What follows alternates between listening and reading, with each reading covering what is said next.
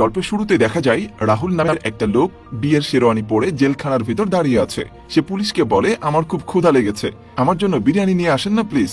Police তখন তাকে বলে, হে, এটা তোর শ্বশুর বাড়ি না, এটা পুলিশ স্টেশন, চুপ করে বসে থাক, নইলে লাঠির বাড়ি খাবি। তার এমন অদ্ভুত আবদার শুনে পেছনে থাকা সুরেশ নামের আরেক কয়েদি খুব হাসতে থাকে আর বলে, পুলিশের কাছে এত ডিমান্ড করো না, এখানে যা দেয় তাই খেয়ে নাও, তা না হলে পুলিশ মারতে মারতে তোমাকেই বিরিয়ানি বানিয়ে ফেলবে। এরপর সুরেশ তার কাছে জানতে চাই পুলিশ তাকে কেন ধরে এনেছে। এই কথার উত্তরে রাহুল বলে, আমি বিয়ে করেছি তাই আমাকে পুলিশ ধরে এনেছে। কথাটা শুনে সুরেশ ভীষণ অবাক হয়ে জিজ্ঞেস করে, বিয়ে করলে আবার কাউকে পুলিশ ধরে নাকি? রাহুল তাকে বলে, আমি একটা কুকুরকে বিয়ে করেছি আর এটাই আমার অপরাধ। এই কথা শুনে তো সুরেশের হাসতে হাসতে পেটে খিল ধরে যাচ্ছিল। সে রাহুলের কাছে তার আসল কাহিনীটা শুনতে চায় আর রাহুলও দেরি না করে তার গল্পটা বলতে শুরু করে। রাহুলের একটা গার্লফ্রেন্ড আছে যার নাম মনিকা। সে তার গার্লফ্রেন্ডকে অনেক ভালোবাসে, তারা সারা রাত জেগে কথা বলে। তো একদিন রাতে তারা যখন রোমান্টিক কথা বলছিল তখন রাহুলের মা সেগুলো সব শুনে ফেলে এবং তাকে প্রচন্ড মারতে থাকে। আর যাওয়ার সময় রাহুলের ফোনটাও তার সাথে করে নিয়ে যায়। আর এই ঘটনায় মনিকাও খুব মন খারাপ করে। পরদিন তারা দুজনে একটা পার্কে দেখা করে। তারা সেখানে বসেও রোমান্টিক কথা বলতে থাকে। কথা বলতে বলতে তারা যখন দুজন দুজনকে কিস করতে যায় ঠিক তখনই সেখানে একজন পুলিশ চলে আসে। সে তাদের বলে, এই তোমরা এখানে এগুলো কি করছো? তোমরা জানো না পাবলিক প্লেসে এগুলো করা ইল্লিগাল? চলো আমার সাথে থানায় চলো। তখন রাহুল তার মনের দুঃখের কথা পুলিশকে বলে, আমাদের বাসা থেকে বিয়ে দিচ্ছে না, আর আমার কাছে টাকাও নেই যে আমি ওকে নিয়ে হোটেলে যাব। পার্কে একটু প্রেম করছি, সেখানেও আপনি চলে এলেন, তাহলে আমরা যাবোটা কোথায়? তাদের এই অবস্থা দেখে অফিসার বলে, আহারে বেচারা, তোমরা এক কাজ করো, বাস স্ট্যান্ডে চলে যাও, সেখানে তো অনেক বাস খালি থাকে, তোমরা যে কোনো একটা বাসে উঠে যাও আর তোমাদের কাজ কন্টিনিউ করো। এই কথা শুনে তো রাহুল আর মনিকা আনন্দে আত্মহারা হয়ে পড়ে। রাহুল অফিসারকে ধন্যবাদ জানিয়ে মনিকাকে নিয়ে একটা বাস স্ট্যান্ডে চলে যায়। সেখানে তারা একটা খালি বাস দেখে উঠে পড়ে। এরপর আবারও দুজন দুজনকে কিস করতে যায়। ঠিক তখনই বাসের দরজায় কে যেন নক করে। রাহুল দেখে সেই পুলিশ অফিসারই সেখানে দাঁড়িয়ে আছে। এবার পুলিশ অফিসার রাহুলকে ধরে থানায় নিয়ে আসে। আসলে অফিসার ইচ্ছা করে তাকে ফাঁসানোর জন্য এই কাজটা করেছে। থানায় নেওয়ার পর অফিসার রাহুলকে প্রচন্ড মারতে থাকে। মারতে মারতে সে বলে, তোর যদি এতই রোমান্স করার শখ থাকে তাহলে বিয়ে করে নিলেই তো পারিস। এরপর থানা থেকে ফিরে রাহুল তার মাকে বলে, আমি মনিকা নামের একটা মেয়েকে ভালোবাসি আর আমি তাকে বিয়ে করতে চাই। এদিকে মনিকাও তার পরিবারকে রাজি করানোর চেষ্টা করে, কিন্তু কোনো পরিবারই এ বিয়েতে রাজি হয় না। তাই তারা তাদের পরিবারকে পালিয়ে বিয়ে করবে বলে ভয় দেখায়।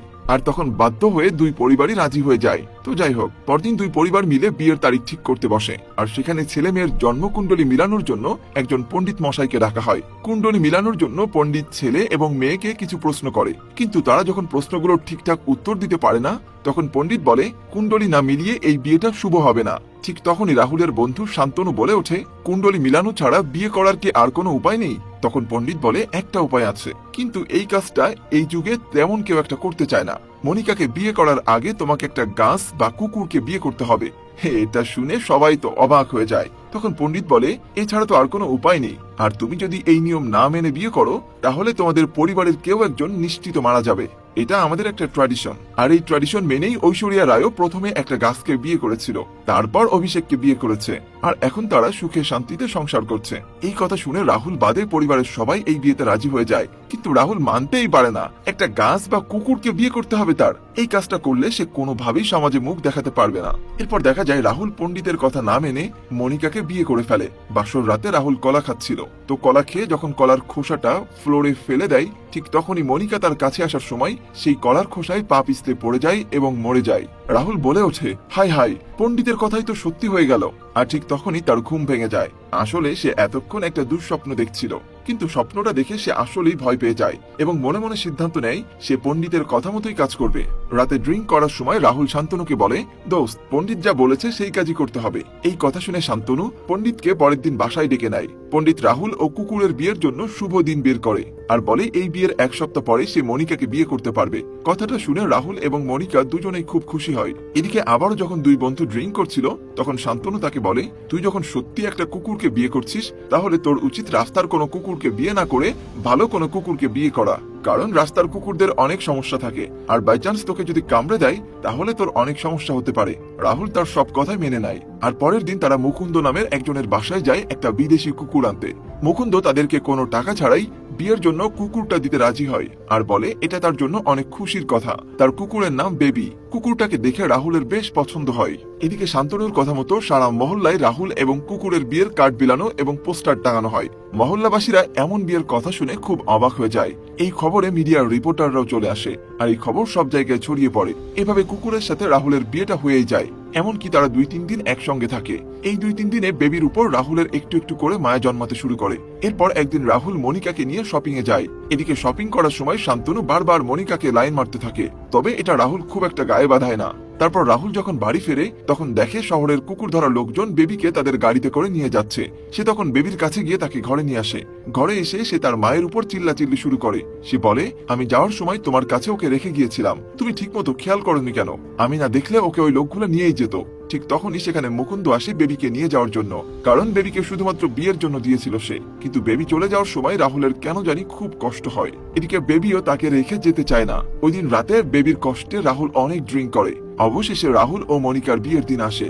কিন্তু যখনই রাহুল মনিকাকে মঙ্গলসূত্র পরাতে যাচ্ছিল ঠিক তখনই সেখানে ওই পুলিশ অফিসার আসে আর বলে রাহুলের বিরুদ্ধে একটা অভিযোগ আছে। সে তার প্রথম স্ত্রীকে ডিভোর্স না দিয়েই দ্বিতীয় বিয়ে করছে। পুলিশ যখন জানতে পারে তার প্রথম বিয়ে হয়েছে একটা কুকুরের সাথে, তখন সে খুব অবাক হয়ে যায়। পরে অফিসার রাহুলকে বলে তার বিরুদ্ধে অভিযোগ করেছে মুকুন্দ নামের এক লোক। রাহুলকে তখন বাধ্য হয়ে বিয়ের পিঁড়ি থেকে উঠে অফিসারের সাথে থানায় যেতে হয়। এভাবেই গল্পের সময়টা আবারও বর্তমানে ফিরে আসে। রাহুলের এই কাহিনী শুনে সুরেশ প্রচন্ড হাসতে থাকে। হাসতে হাসতে সে বলে, আগে শুনতাম মানুষ স্লাম ডগ মিলিয়নিয়ার হয়, আর এখন দেখছি তুমি স্লাম ডগ হাজবেন্ড হয়ে গেছো। এমন সময় শান্তনু এক উকিলকে নিয়ে থানায় আসে এবং পেপারস দেখিয়ে রাহুলকে জেল থেকে বের করে আনে। এরপর তারা সবাই মিলে একজন সিনিয়র উকিলের কাছে যায় যার নাম সালমান খান। সে তাদেরকে বলে, তোমরা কার কাছে এসেছো তা ধারণাও করতে পারছো না। এই সমস্যা থেকে একমাত্র আমি তোমাদেরকে বের করতে পারি। আমি এর আগে অনেক সেলিব্রিটিদের ডিভোর্স করিয়েছি, এই যেমন বিল গেটস, ঋত্বিক রোশন, আমির খান।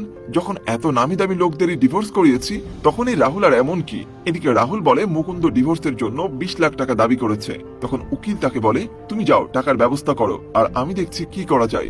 এরপরে দেখা যায় রাহুলের পক্ষ থেকে সালমান খান আর মুকুন্দের পক্ষ থেকে ডেভিড খানের উকিল এই কেসটা লড়তে আসে। কেসের শুনানি শুরু হলে জজ এমন অদ্ভুত ঘটনা শুনে তো অবাক হয়ে যায়। আর এদিকে ডেভিড একের পর এক অভিযোগ আনতে শুরু করে রাহুলের বিরুদ্ধে। তখন রাহুলের উকিল সালমান খান বলে, একটা পশুকে কিভাবে মানুষ বিয়ে করতে পারে? পশু আর মানুষের বিয়ে তো কখনো লিগালও না, এজন্য আইন অনুযায়ী রাহুল ও বেবির বিয়েই হয়নি। তখন মুকুন্দের উকিল বলে ওঠে, মানুষ হচ্ছে সোশ্যাল এনিম্যাল আর কুকুর হচ্ছে ডোমেস্টিক এনিম্যাল, তাই দুই এনিম্যালের বিয়ে লিগাল না হওয়ার তো কিছু নেই, অবশ্যই এই বিয়ে লিগাল। বোকা জজ উকিলের এই আজগুবি যুক্তি মেনে নিয়ে এই বিয়েটাকে বৈধ বলে দেয়। এরপর সে এই কেসের শুনানির জন্য পরবর্তী তারিখ জানিয়ে দেয়। এরপর দেখা যায় রাহুল তার বন্ধুদের সাথে বসে ড্রিঙ্কস করছে। ঠিক তখনই তার উকিল সালমান খান তাকে ফোন দেয় আর বলে, আমরা যদি বেবিকে কিডন্যাপ করতে পারি তাহলে এই কেস থেকে মুক্তি পাওয়া যেতে পারে। সেই কথা অনুযায়ী রাহুল ও তার বন্ধু বেবিকে কিডন্যাপ করতে যায়, কিন্তু মুকুন্দ তাদেরকে দেখে ফেলে আর তাই তারা সেখান থেকে পালিয়ে আসে। পরের দিন কোর্টে রাহুলের বিরুদ্ধে বেবিকে মেরে ফেলার অভিযোগ আনে উকিল, কিন্তু যথাযথ প্রমাণ না থাকায় জজ আবারও শুনানির তারিখ পাল্টে দেয়। এদিকে কেসের কোনো সুরাহা না হয় মনিকার ফ্যামিলি তাকে অন্য জায়গায় বিয়ে দিতে চায়। তারা বলে, এই কেস আদেও কবে শেষ হবে তার কোনো ঠিক নেই, আর আমরা তোমাকে ঘরে বসিয়ে বুড়ি বানাতে পারবো না। রাহুলও ডিভোর্স পাবে না আর তোমাদের বিয়েও হবে না, তাই তোমার জন্য আমরা অন্য পাত্র দেখছি। এরপর মনিকা রাহুলকে ফোন দিয়ে সবকিছু বলে। তাদের মধ্যে এসব কিছু নিয়ে একটু কথা কাটাকাটিও হয়, আর তাই মনিকা রাগ করে ফোনটা রেখে দেয়। এরপর রাতে তারা 3 বন্ধু মিলে যখন মদ খাচ্ছিল ঠিক তখন টিভিতে দেখতে পাই বিভিন্ন রাজনৈতিক দল রাহুলের এই বিষয়গুলো নিয়ে বিভিন্ন রকমের মন্তব্য করছে, এমনকি তারা এই নিয়ে মারামারিও শুরু করে দেয়। ঠিক তখন রাহুলের বন্ধুকে উকিল ফোন করে। সে তাদেরকে একটা মজার আইডিয়া দেয়, আর সেই আইডিয়া অনুযায়ী রাহুলের 2 বন্ধু একটা পুরুষ কুকুরকে নিয়ে বেবির কাছে যায়। তারা আসলে চাচ্ছিল কোনোভাবে যদি পুরুষ কুকুরটাকে বেবির কাছে পাঠিয়ে দিয়ে তাদেরকে এক জায়গায় করা যায় তাহলে বেবির অন্য জায়গায় সম্পর্ক আছে দেখিয়ে ডিভোর্সটা করিয়ে নেওয়া যাবে। কিন্তু দুঃখের বিষয় ওই কুকুরটার কাছে বেবি আসে না, এমনকি তারা কুকুরটাকে খারাপ খারাপ কিছু ভিডিও দেখায়, কিন্তু তবুও তাদের মধ্যে কিছুই হয় না। শেষমেশ তারা বুঝতে পারে বেবি নিজেই আসলে একটা পুরুষ কুকুর। এরপর কোর্টে সালমান খান খুব সহজভাবেই প্রমাণ করে যে বেবি একটা পুরুষ কুকুর, আর আমাদের সমাজে পুরুষে পুরুষে কখনো বিয়ে হয় না। এদিকে রাহুলের তো খুশিতে পাগল হওয়ার মতো অবস্থা। কোর্ট থেকে বের হয়ে সে মনিকার সাথে দেখা করে আর তাকে খুশির খবরটা দেয়। তারা দুজনেই আজকে খুব খুশি। রাহুল বলে কাল আমরা কেসটাতে জিতে যাব আর তারপরেই আমাদের বিয়ে। পরদিন যখন জজ কেসের রায় ঘোষণা করবে ঠিক তখনই মুকুন্দ সেখানে একটা কাগজ নিয়ে দৌড়ে চলে আসে। মুকুন্দের উকিল পেপারগুলো দেখে জজকে জানায় এই কাগজে সুপ্রিম কোর্টের একটা নতুন অর্ডার লেখা আছে। সেই অর্ডার অনুযায়ী আমাদের দেশে এখন থেকে সেম জেন্ডারের বিয়ে লিগাল। তখন রাহুল জজের কাছে হাত জোড় করে বলে, স্যার দয়া করে আমার এই কেসটা বন্ধ করে দিন। আমি একটা কুকুরের সাথে জীবন কাটাতে পারবো না। আমরা গরিব মানুষ, কখনো 20 লাখ টাকা চোখেও দেখিনি, কিভাবে এতগুলো টাকা দেব? আমি আইনকে শ্রদ্ধা করি, কিন্তু প্লিজ আমার জীবনটা নষ্ট করে দেবেন না। ঠিক সেই সময় শান্তনু চিৎকার করে রাহুলকে জানায় মনিকার বাবা মা তার অন্য জায়গায় এঙ্গেজমেন্ট করিয়ে ফেলেছে। এই কথা শুনে রাহুল পাগলের মতো দৌড়াতে দৌড়াতে মনিকার বাসায় চলে যায়। এখানে গিয়ে সে মনিকাকে ডাকতে শুরু করে, কিন্তু এতে পাড়ার ছেলেরা তাকে খুব মারধর করে। মনিকা এই বিয়েতে একদমই খুশি না, শুধুমাত্র বাবা মায়ের চাপে পড়ে বাধ্য হয়ে তাকে এঙ্গেজমেন্টটা করতে হয়। এদিকে রাহুলের মনটা একদম ভেঙে যায়। যে বিয়ের জন্য এত কিছু, যেই ভালোবাসার মানুষকে পাওয়ার জন্য এত ঝামেলা সহ্য করতে হচ্ছে, এমনকি একটা কুকুরকে পর্যন্ত বিয়ে করতে হলো তাকে, আজ কিনা সেই মানুষটাকে সে হারিয়ে ফেলবে। এসব ভেবে সে সারা রাত খুব কাঁদে। পরদিন সকালে সে মুকুন্দের বাড়ি যায় আর তাকে হাত জোড় করে বলে, প্লিজ আমার জীবনটা এভাবে নষ্ট করে দিয়েন না। শুধুমাত্র আপনার কারণে আজ আমি আমার ভালোবাসার মানুষটাকে হারিয়ে ফেলেছি। আপনি এই কেসটা প্লিজ উঠিয়ে নেন। তার এই অবস্থা দেখে মুকুন্দ ইমোশনাল হয়ে পড়ে। তখন সে রাহুলকে বলে, এগুলোর পিছনে আর কেউ নয়, বরং তোমার একমাত্র কাছের বন্ধু শান্তনুও রয়েছে। তোমার বন্ধুই আমাকে দিয়ে এসব কাজ করিয়েছে। এমনকি সেই পণ্ডিতকে তোমার বন্ধু সব শিখিয়ে নিয়ে গিয়েছিল, আর 20 লাখ টাকার কথাও শান্তনুই শিখিয়ে দিয়েছিল। এই কথা শুনে রাহুলের তার বন্ধুর উপর খুব রাগ হয়। সে ওখান থেকে বের হয়ে যায় তাকে মারার জন্য।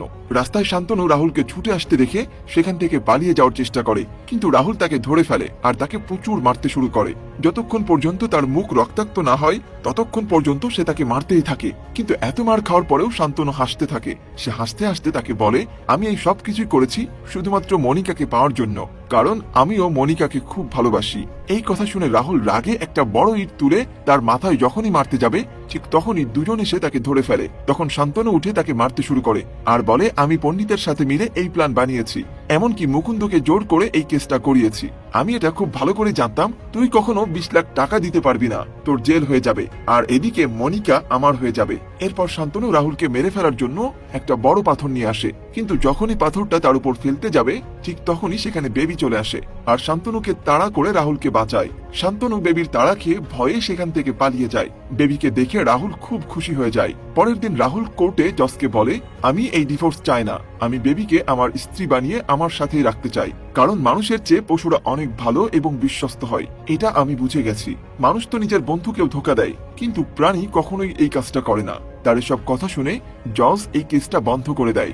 এরপর যখন রাহুল বাসার সামনে বসে বসে বেবির সাথে সময় কাটাচ্ছিল ঠিক তখন সেখানে মনিকা চলে আসে আর বলে, আমি এই এঙ্গেজমেন্ট ভেঙে দিয়েছি, কারণ আমি তোমাকে ছাড়া থাকতে পারবো না। আর এখানেই আমাদের আজকের গল্পটা শেষ হয়ে যায়।